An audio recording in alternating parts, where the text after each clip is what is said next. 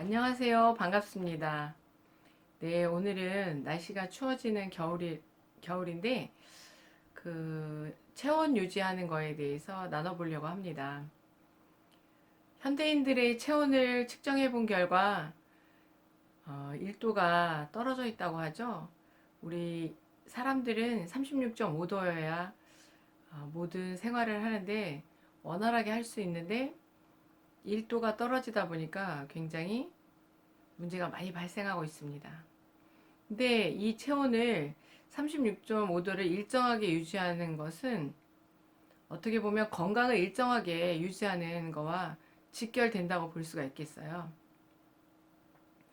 우리가 건강하려면 잘 자고 잘 먹고 잘 배설해야 한다고 얘기하는데요. 이 또한 체온과 굉장히 밀접한 관계가 있습니다. 우리가 장기 중에서 장기에 문제가 발생하면 체온이 절대로 36.5도를 유지할 수가 없게 되어집니다. 그런데 이 체온의 36.5도를 일정하게 유지할 수 있는 방법을 나누려고 해요. 36.5도를 유지하는데 겨울과 여름이 다르죠. 특히 우리 대한민국은 사계절이 있어서 겨울과 여름이 완전히 극과 극이죠. 여름에는 너무 더워서 36.5도를 유지하려니까 힘듭니다. 겨울에는 너무 추워서 36.5도를 유지하려니까 힘듭니다. 그래서 겨울이 되면 굉장히 따뜻한 옷을 많이 입게 되고 보온을 하려고 애쓰게 되고 난방을 하게 되는데요. 이런 외부적인 환경보다도 내부적인 환경을 변화시키는 것이 굉장히 중요합니다. 우리가 여름이 되면 또 시원한 물을 굉장히 많이 마시죠. 냉장고에서 물을 꺼내서.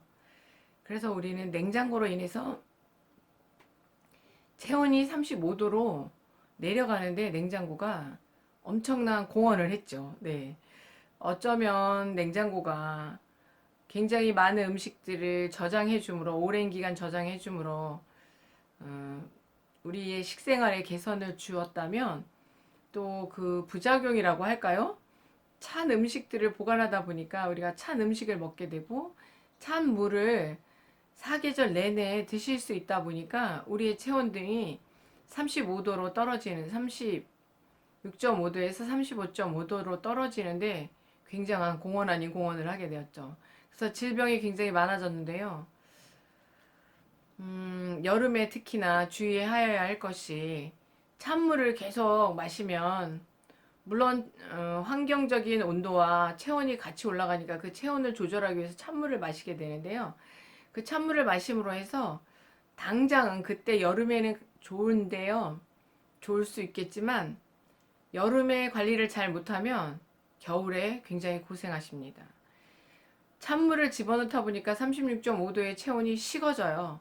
식어지면서 몸은 시원함을 느낄 수 있지만 장 속에 있는 모든 세포들이 쉽게 말하면 유리병에다가 뜨거운 물을 부으면 유리가 깨지듯이 반대로 36.5도의 그 온도에 찬물을 붓다 보니까 세포들이 깨진다고 표현하면 너무 지나친 표현이 될까요? 세포들이 굉장히 스트레스를 받습니다. 36.5도를 유지해야만 세포는 건강하고 기쁘죠. 빵긋빵긋 방실방실한데 그렇지 못하다 보니까 세포들이 굉장히 스트레스를 받습니다.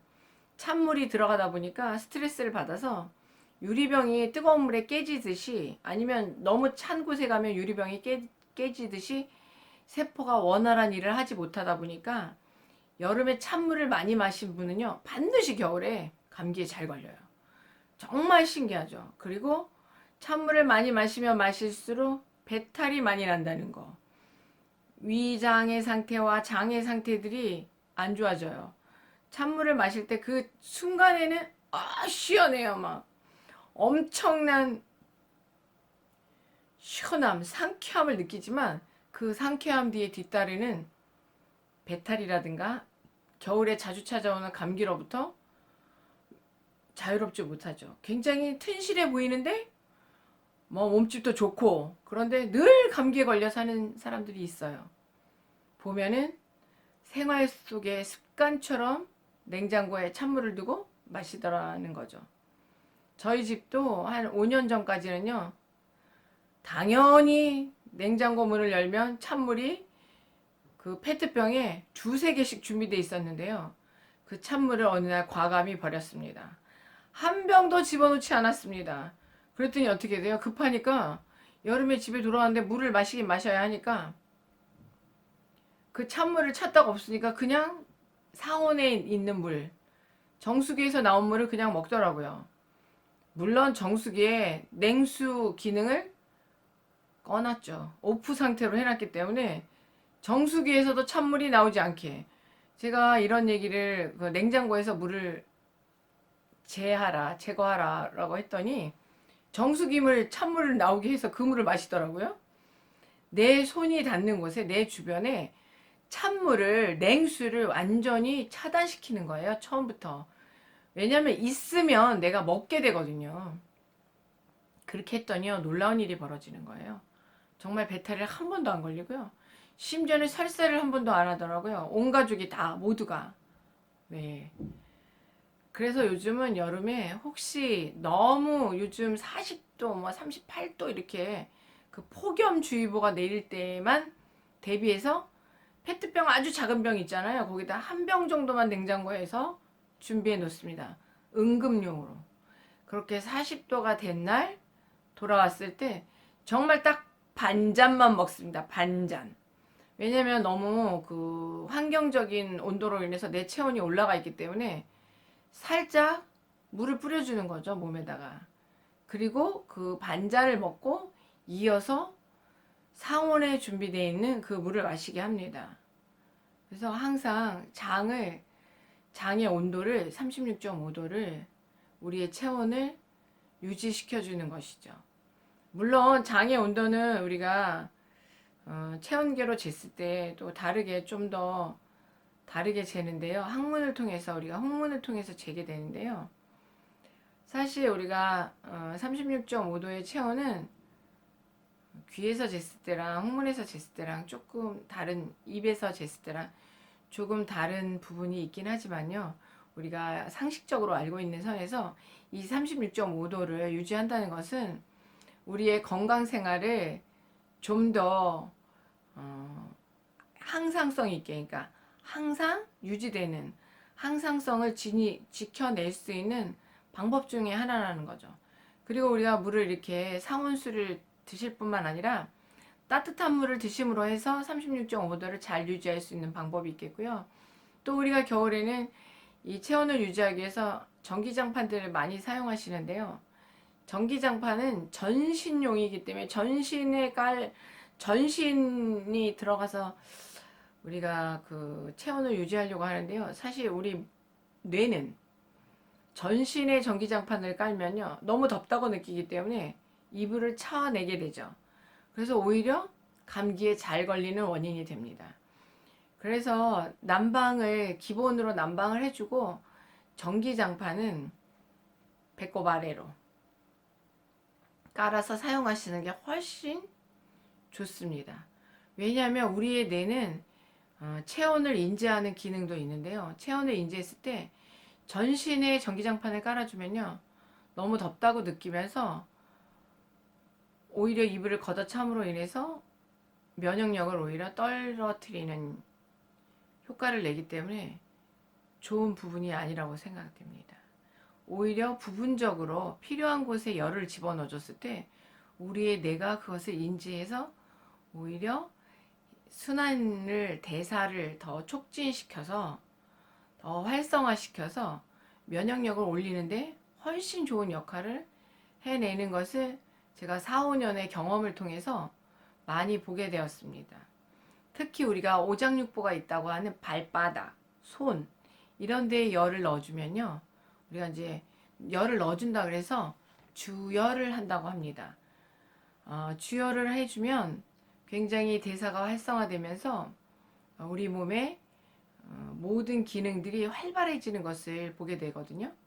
그리고 또 배에다가 주열을 해줬을 때 면역 기능이 굉장히 활성화되는 것을 보게 됩니다.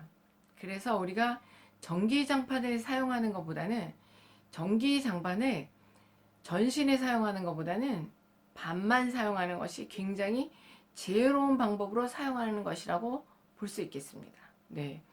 전기장판 사용 이제는 새롭게 사용하자. 전신에 사용하지 말고 반만 사용하자. 우리가 사우나를 매일 가는 것보다 반신욕을 하는 것이 훨씬 더 건강에는 효과적이라는 것을 상식적으로 다 아시잖아요. 그거랑 마찬가지입니다. 그것도 열을, 체온을 유지하는 한 방법이기 때문에 전기장판도 이제는 배꼽 아래에서 사용하는. 그리고 머리는 예전부터 좀 신선하게, 머리를 너무 뜨겁게 하면 안 된다고 하잖아요. 신선하게 머리 쪽은 관리를 해주고 배꼽과 배꼽 아래쪽은 따뜻하게 해주라고. 참 이러고 보면은 우리 어른들이 참 지혜로웠어요. 선조들이 굉장히 지혜로웠어요. 머리는 냉하게 하고 발은 따뜻하게 하라. 네. 그래서 전기장판도 저는 배꼽 아래쪽에서 깔고 사용하고 있습니다. 그렇게 깔고 사용하고 아침에 일어나면요, 굉장히 몸이 상쾌합니다. 가볍습니다. 네. 그래서 오늘은 체온 유지하는 방법을 물과 전기장판, 또 따뜻한 물, 그리고 우리가 또 할 수 있는 것은 조격. 예, 발에다 조격하는 거. 열을 넣어주는 거. 손과 발과 배에다가 열을 넣어주는 방법, 주열해주는 방법이 있습니다. 이런 방법들을 통해서 여름에도 찬물을 드시지 마시고, 체온을 유지하기 위한 것은 결국은 면역력을 높이는 한 방법이기 때문에 사계절 내내 해야 된다는 거죠. 그래서 우리가 체온의 이 1도의 차이가 엄청난 건강에 결과를 낳습니다. 체온 1도가 떨어진 것은 별거 아닌 것 같지만 질병에 있어서는 모든 우환을, 암부터 시작해서 모든 질병을 다 불러들이는 결과를 낳기 때문에 반드시 체온을 유지하는 방법을 잘 우리 실생활 가운데 활용하셔서 모두가 건강한 매일매일이 되기를 바랍니다. 네. 오늘은 이렇게 체온을 유지하는 여러 가지 방법에 대해서 나누어 보았습니다. 다음에 또 만나요. 안녕.